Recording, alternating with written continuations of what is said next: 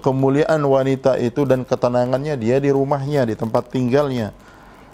Bukan dia keluar ke sana kemari tanpa ada hajah, tanpa ada kebutuhan. Dan bahkan para ulama mengatakan kalau ada wanita dia merasa lebih tenang kalau dia berada di luar tempat tinggalnya, di luar rumahnya, berarti itu menunjukkan khalal. Ada ada sisi cacat pada fitrahnya.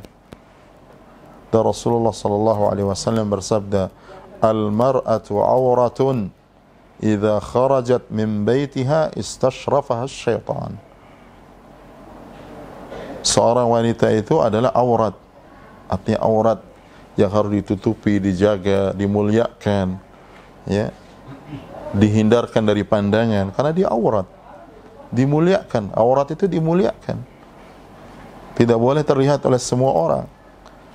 Idza kharajat min baitiha, kalau dia keluar dari rumahnya, istashrafaha syaitan. Dia akan dikendalikan, dia akan dipimpin oleh syaitan. Ya. Kata para ulama hadis, apa artinya istashrafaha syaitan? Walaupun makna letterlocknya itu adalah dia akan dikendalikan, dikuasai oleh syaitan. Kata para ulama hadis, wanita ini begitu dia keluar, syaitan itu akan membisikkan kepadanya dan mengatakan, kamu lihat wahai wanita, semua orang melihatmu sekarang.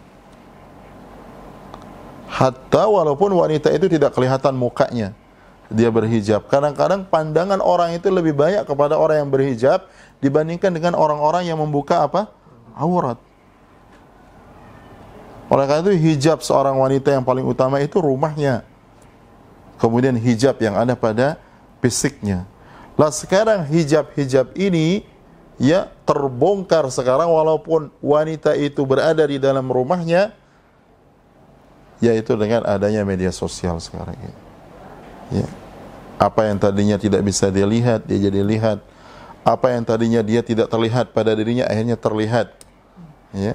Dia bisa dilihat oleh orang walaupun dia berada di dalam rumah. Ya. Oleh karena itu sekarang ya di samping juga laki-laki, para wanita ketika dia di dalam rumahnya, ya mungkin dia lebih berkelana kemana-mana dibandingkan dengan orang yang pergi jauh ke sana kemari. Ya, mungkin orang yang berjalanan jauh secara real nyata itu dia tidak melihat kemana-mana, tidak memandang kecuali yang dia perlu. Tapi orang di rumahnya sekarang begitu buka HP dia bisa lihat mana, lihat dunia, dia berhubungan dengan siapa saja. Dan tidak sedikit wanita itu terfitnah karena khiffatil uqul, karena wanita itu harus menerima bahwa dia akalnya kurang, dan itu sabda Rasulullah SAW. Dan itu bukan madhammah, ya, itu min babil akhbar an waqi'iha. Itu berita tentang kenyataan realita dia. Ya, dan wanita muslimah yang beriman kepada Allah, dia tahu dirinya lemah, dia tidak boleh juga berhadapan atau melintangkan dirinya kepada sesuatu yang akan menjadikan dia tergelincir kepada suatu keburukan. Dia harus jaga dirinya. Ya, dan ini musibah besar sekarang. Ya, wanita-wanita tadinya yang dia yakni hubbibat ilaiha as-sitr, senang dia kepada sesuatu yang menutup dirinya, dia merasa mulia, merasa tenang, dia jauh dari pandangan laki-laki dan sebagainya. Justru sekarang ya waliyadzubillah seakan-akan hijab ini hanya kedok dia untuk bisa kemana-mana saja. Bahkan sebagian saya mengatakan kalau dia berhijab dia bisa bebas memandang kepada siapa saja, karena orang tidak beranggapan dia akan menoleh kemana saja. Ini musibah. Dan di sini butuh taqwallah, khasyatullah, rasa takut kepada Allah. Ya'lamu kha'inatal a'yun wa ma tukhfis sudur. Yang dia Allah Subhanahu wa taala Maha mengetahui mata-mata yang berkhianat dan juga apa-apa yang di dalam dada manusia. Oleh karena itu para muslimah wajib dia bertakwa kepada Allah. Ya. Dia wajib merasa mulia manakala dia di suatu tempat yang di situ dijaga kemuliaannya. Jangan justru dia merasa tergoda dengan orang-orang yang bisa bebas kemana-mana saja, ya, walaupun dia berhijab. Kalau dia berhijab benar zahir batinnya, dia akan menangis dan diam di rumahnya saja, kecuali kalau dia ada hajat. Karena wanita itu lebih cepat infilat daripada, artinya mudah tergelincir dibandingkan dengan laki-laki. Dan wanita itu bukan hanya dia maftunah wa muftinah, dia bisa terfitnah dan juga dia bisa memfitnah orang lain. Ya. Oleh karena itu kita harus bersyukur kepada Allah. Allah berikan hidayah kita kepada iman, kepada sunnah Rasulullah SAW, ya, terutama para wanita. Dan ini kita ingatkan, seperti Rasulullah SAW selalu berwasiat, bahkan mengkhususkan satu bagian dari juzuk khutbah Id beliau, baik itu Idul Adha atau Idul Fitr, nasihat khusus kepada para wanita. Bahkan Rasulullah SAW mendekat kepada kumpulan para wanita supaya mereka dengar wasiat Rasulullah SAW. Karena kalau baik para muslimah ini akan baik keadaan. Ya. Kalau baik salah para wanita ini akan baik para lelaki. Kalau mereka salihah, oleh karena itu beban para wanita dan kemuliaan mereka itu jelas.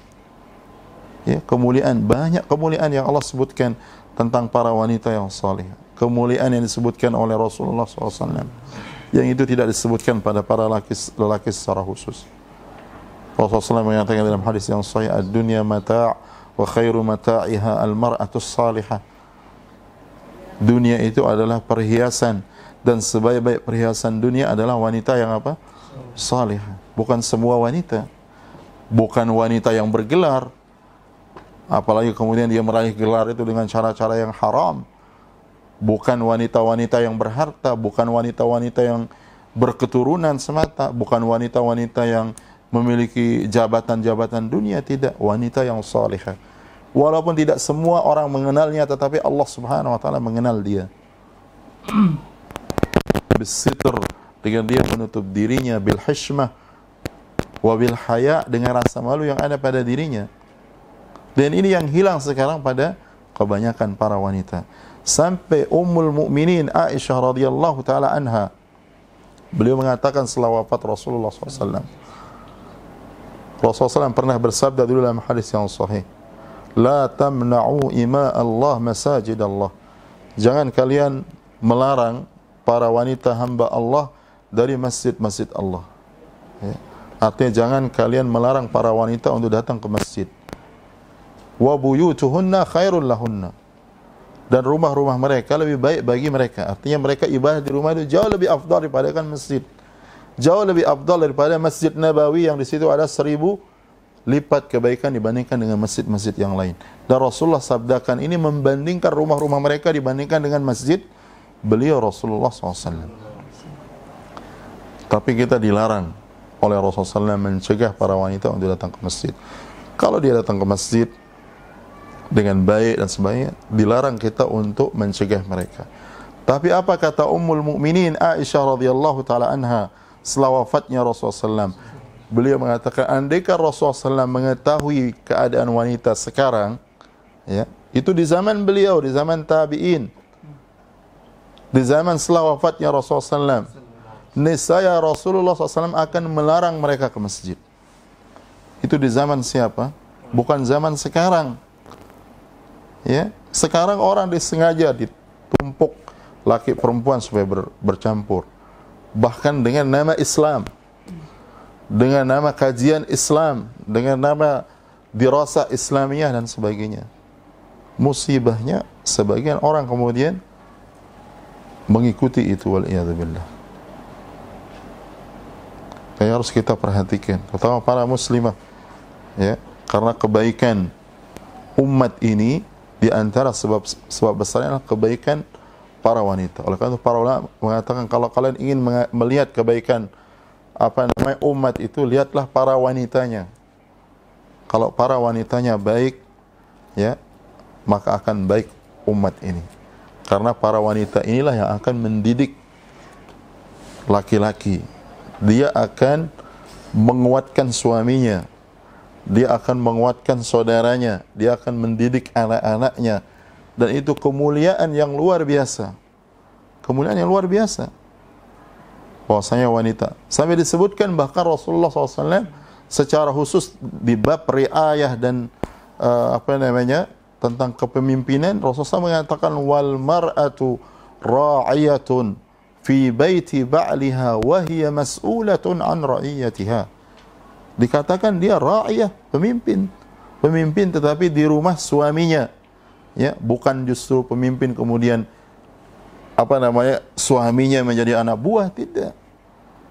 Bukan kemudian dia yang harus diikuti oleh suaminya atau dia mau menghinakan suaminya, tidak. Tapi dia sebagai penopang, pembantu suaminya mendidik anak-anaknya dan juga menguatkan suaminya. Bahkan para ulama mengatakan di belakang laki-laki yang mulia, laki-laki yang memiliki ketinggian derajat, itu pasti ada athar bekas daripada para wanita-wanita yang mulia.